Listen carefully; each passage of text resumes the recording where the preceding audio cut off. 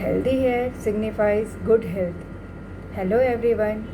सुंदर घने काले बाल हम सबको पसंद होता है, लेकिन अगर वो जब हेयर फॉल होने लगे, फिज़ी होने लगे हेयर या ग्रे होने लगे, तो हमारा दिल टूट जाता है। हमें लगता है हम ऐसा क्या करें कि ये स्टॉप हो जाए, ये कम हो जाए हेयर फॉल्स होना।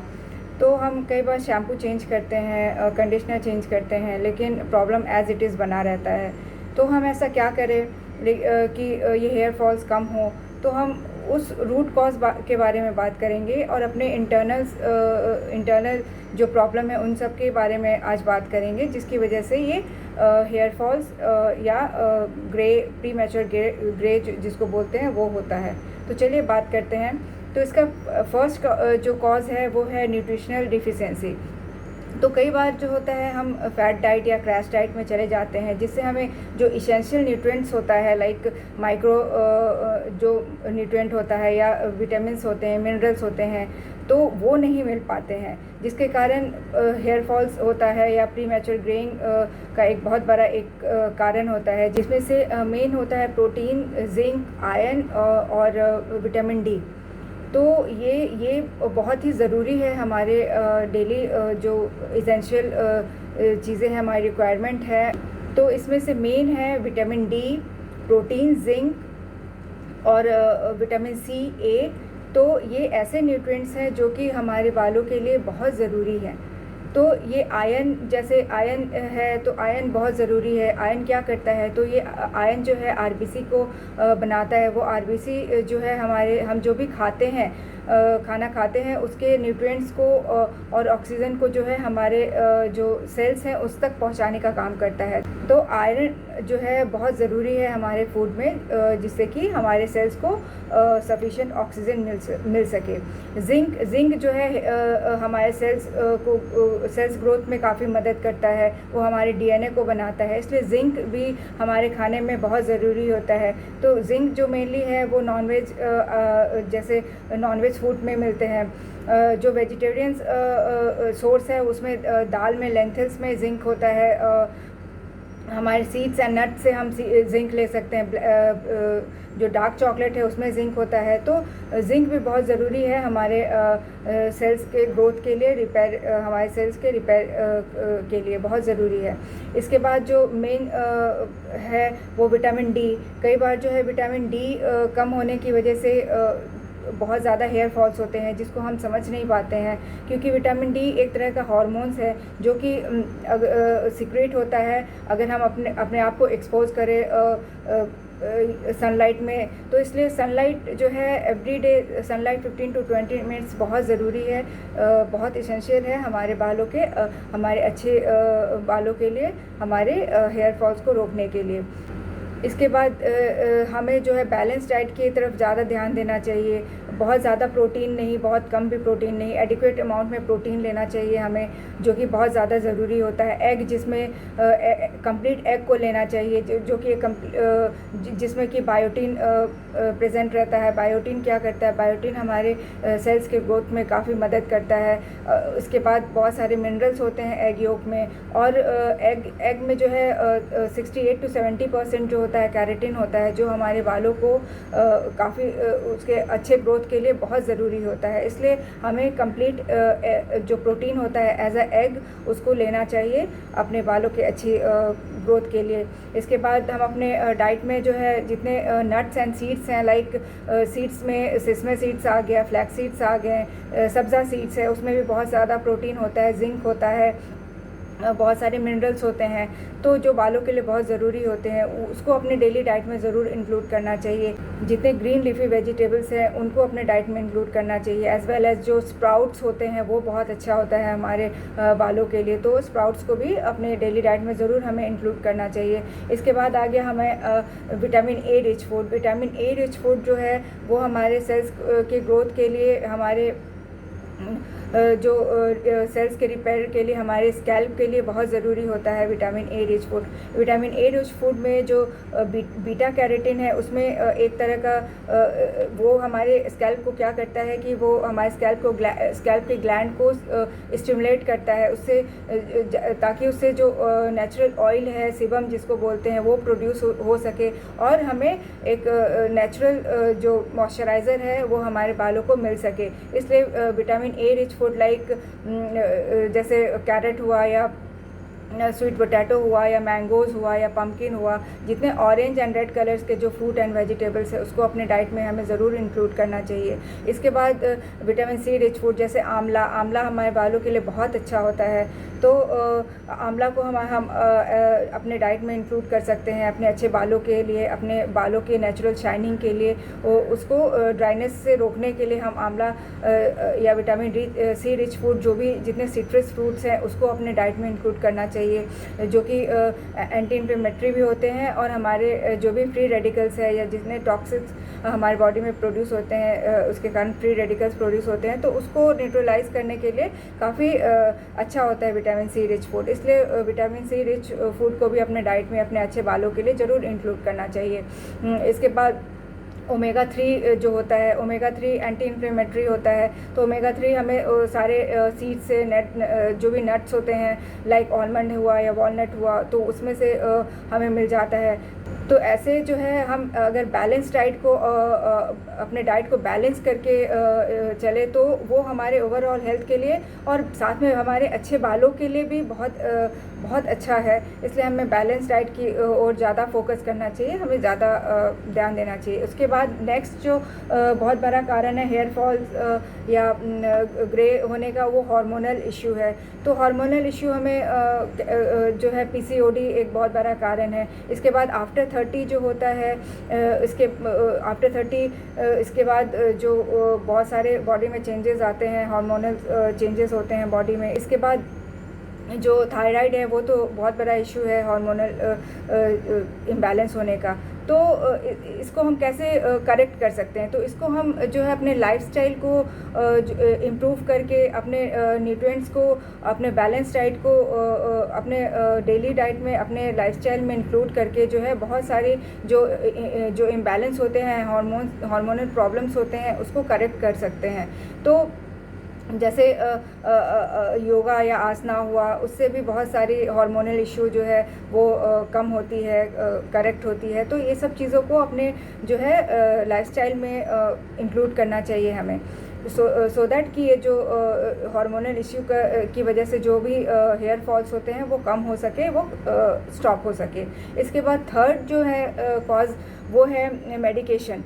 तो बहुत सारे ऐसे मेडिकेशंस हैं जैसे हाइपरटेंशन के या बीपी का या ब्लड थिनर हुआ या बर्थ कंट्रोल के मेडिसिन्स। तो इन सब मेडिसिन्स के कारण जो है काफ़ी हेयर फॉल्स होता है। तो अगेन वही है, हम अपने अगर लाइफस्टाइल को करेक्ट करें और जो भी रूट कॉज हैं, ये सब लाइफस्टाइल डिजीज़ हैं, तो इसके रूट कॉज हैं वही जो भी हम जंक खाते हैं या स्लीपिंग पैटर्न है जो हमारा, उसको इम्प्रूव करके, एक्सरसाइज को अपने डेली रूटीन में इंक्लूड करके, हम अपने लाइफस्टाइल को करेक्ट करके जो है ये सारे जो लाइफस्टाइल डिजीज़ है उसको कम कर सकते हैं, उसको रोक सकते हैं। तो ये भी एक बहुत बड़ा हेयर फॉल होने का कारण है। तो मेडिकेशंस जो भी है हम ले रहे हैं, तो इसका मतलब ये नहीं कि हम उसको छोड़ दे लेना, उसको हम अपने लाइफस्टाइल को करेक्ट करके जो भी मेडिसिन्स ले रहे हैं उसको हम कम कर सकते हैं, उसको बंद कर सकते हैं अपने लाइफस्टाइल को करेक्ट करके। उसके बाद नेक्स्ट जो है कॉज वो है हेयर स्टाइल प्रोडक्ट्स जो होते हैं। तो आजकल शैम्पू, जितने भी शैम्पू आते हैं उसमें बहुत सारे केमिकल्स होते हैं, जितने कंडीशनर, शैम्पूज़ या डाइज़ जो आते हैं हेयर कलरिंग के लिए, तो उसमें बहुत सारे केमिकल्स होते हैं। तो आजकल बहुत सारे शैम्पूज़ में जो हैं वो सोडियम सल्फेट जैसे केमिकल्स होते हैं, जो कि एक तरह का टॉक्सिक होता है, जो हमारे हेयर फॉलिकल्स को तो वीक करता ही है, उसके बाद वो हमारी इम्यूनिटी को भी वीक करता है। तो वो हमें ये ट्राई करना चाहिए कि जो नेचुरल शैम्पू है या केमिकल फ्री जो शैम्पूज़ आते हैं या हर्बल जो शैम्पूज़ आते हैं या कंडीशनर आते हैं उसको यूज़ करें, और जो भी शैम्पू है उसको कम से कम यूज़ करें, एटलीस्ट ट्वाइस और वंस और ट्वाइस हम यूज़ करें, उससे ज़्यादा नहीं, क्योंकि जितना हम केमिकल बेस्ड शैम्पू या कंडीशनर को अपने स्कैल्प में यूज़ करेंगे उतना ज़्यादा वो केमिकल्स के कांटेक्ट में आएगा और उतना ही ज़्यादा जो है हमारे हेयर फॉलिकल्स वीक होंगे और हेयर फॉल्स होने का एक बहुत बड़ा कारण है। तो शैम्पू की जगह जो है हम आंवला पाउडर या शिकाकाई पाउडर, आंवला पाउडर को मिक्स करके उससे हम वॉश कर सकते हैं, हेयर वॉश कर सकते हैं। बहुत सारे ऐसे मास्क आते हैं जिसको हम अपने हेयर में अप्लाई कर सकते हैं, जो कि बहुत अच्छा एक नेचुरल ग्रोथ देगा, नेचुरल कंडीशनिंग देता है। लाइक जैसे कलौंजी हुआ, कलौंजी को आंवला और शिकाकाई के साथ मिक्स करके उसको हम अपने बालों में अप्लाई करके उसको एज अ मास्क अप्लाई करके उसको बाद में नॉर्मल वाटर से वॉश कर सकते हैं। इससे जो हमारी नेचुरल जो मॉइस्चराइज़र है हमारे बालों की वो बरकरार रहेगी, वो ड्राइनेस कम होगा। इसके बाद जो दूसरा मास्क है जैसे मेथी सीड्स को हम रात में भिगो के रख सकते हैं, मॉर्निंग को उसको करी लीव्स के साथ पीस करके उसमें कर्ड मिक्स करके अपने बालों में लगाए, तो वो एक बहुत अच्छा कंडीशनर का काम करता है, ड्राइनेस को कम करता है। और क्योंकि मेथी सीड्स जो है वो एंटी बैक्टीरियल, एंटी फंगस होता है, तो इससे डैंड्रफ भी हमारे बालों में कम होगा, ख़त्म होगी और हेयर फॉल्स जो है वो कम हो सकता है। तो हेयर मास्क में हम एलोवेरा भी यूज़ कर सकते हैं। एलोवेरा का जो जेल है उसको हम अपने बाल को शैम्पू करने के आधे घंटे पहले अप्लाई कर सकते हैं, वंस और ट्वाइस इन अ वीक। तो वो भी एक बहुत अच्छा कूलिंग एजेंट का काम करता है। इससे भी जो ड्राइनेस और इचीनेस है जो हमारे स्कैल्प में होती हैं वो ख़त्म होती हैं और हमारे रूट्स को जो है नरिशमेंट मिलता है। इसके बाद जो है ऑयलिंग हमें वंस इन अ वीक करना चाहिए, या शैम्पू के एटलीस्ट 2 घंटे पहले ज़रूर जो है ऑयलिंग हमें अपने बालों को करना चाहिए, जिससे ब्लड सर्कुलेशन जो है वो इम्प्रूव हो सके, हमारे जो रूट्स हैं, बालों के रूट्स हैं, उसको वो नरिश हो सके। तो ऑयलिंग जो है शैम्पू के पहले करना बहुत ज़रूरी है, जिससे ड्राइनेस कम हो और हमारे जो नेचुरल शाइनिंग है बालों की वो जो है ख़त्म ना हो, कम ना हो। इसके बाद जो लास्ट और मेन जो कॉज है हेयर फॉल्स के वो हैं स्ट्रेस। तो हमारे ओवरऑल हेल्थ के लिए बहुत बहुत ज़्यादा ख़राब है, होता ही है, हमारे बालों के लिए भी बहुत ज़्यादा हेयर फॉल्स का एक बहुत बड़ा कारण है। तो स्ट्रेस को हमें ट्राई करना चाहिए उससे कम से कम हमें स्ट्रेस हो, क्योंकि स्ट्रेस जब होता है तो स्ट्रेस हार्मोन जो कॉर्टिसोल हार्मोन है वो इंक्रीज़ होता है हमारी बॉडी में, और वो इंक्रीज़ होने से जो अदर्स जो भी हार्मोन्स हैं हमारे बॉडी में, जैसे एस्ट्रोजन हुआ या थायरॉक्सिन हुआ या टेस्टोस्टेरोन हुआ, तो ये सब हार्मोन्स जो है वो वर्क करना कम कर देते हैं, वो सही तरीके से वर्क नहीं कर पाते हैं, जिससे कि हार्मोन्स इम्बैलेंस हो जाता है।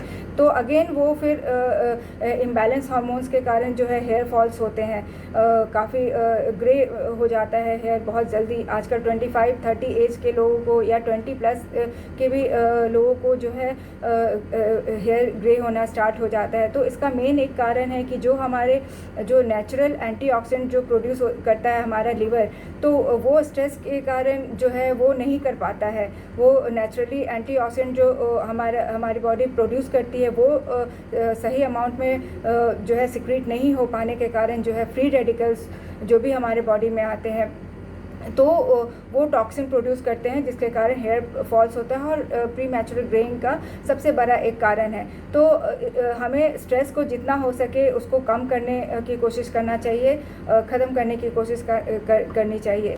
तो ये सारे कॉजेज़ जो हैं वो हेयर फॉल्स, प्रीमैचुर जो ग्रेइंग होता है, ड्राइनेस होता है, ये सारे इन सब की वजह से होता है।